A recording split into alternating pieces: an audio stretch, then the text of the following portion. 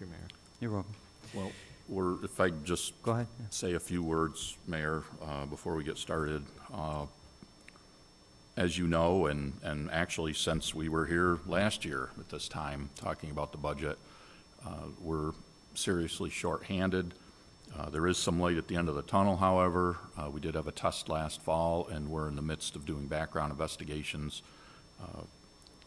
We have 72 budgeted positions, and 60 of those are filled at the moment. We are looking at a possible lateral, and we've also got a good-sized group that we're doing backgrounds on. We've got one more round of agility testing. I believe there was somewhere in the neighborhood of 50 invitations sent out for that.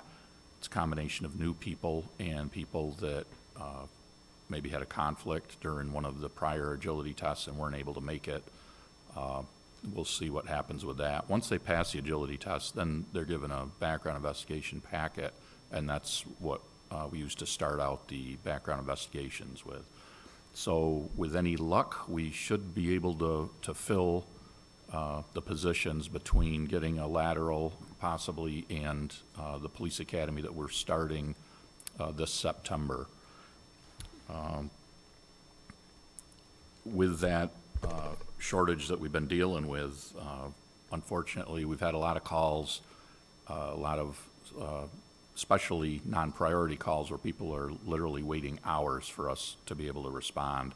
We'll have people show up to the station or people at home and say, look, I've got to go to this appointment or I've got to go back to work, and then they end up having to call back later. It's causing us to turn down sending officers to training that we really should be sending them to, because we're having difficulty, maintaining enough staff to be able to respond to the caseload. And officers are being involuntarily forced to work additional overtime to the point where burnout has been an issue over the last year. And then when we have details that we need officers to work overtime on, nobody wants to volunteer to do that. And we can't force people to work overtime in all conditions. There's only a few, state of emergency being one, and there's only a few times that we can force people to work overtime.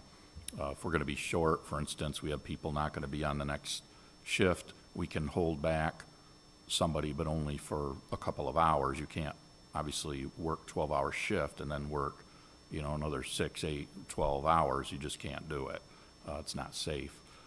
So those are just some of the things that, the manpower shortage is causing. So hopefully this fall we'll have a full academy, and hopefully we won't lose too many of them to, the state police or any other agencies.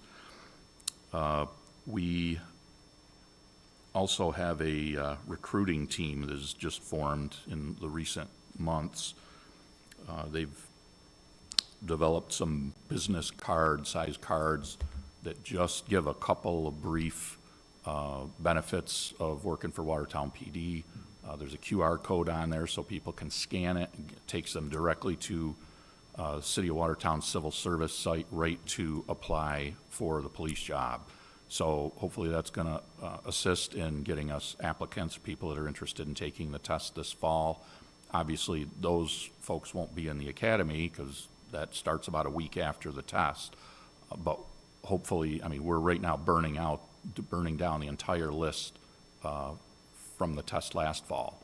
So we rarely ever had to participate in consecutive tests, but we have to do it now because we're already going to be through this whole list. So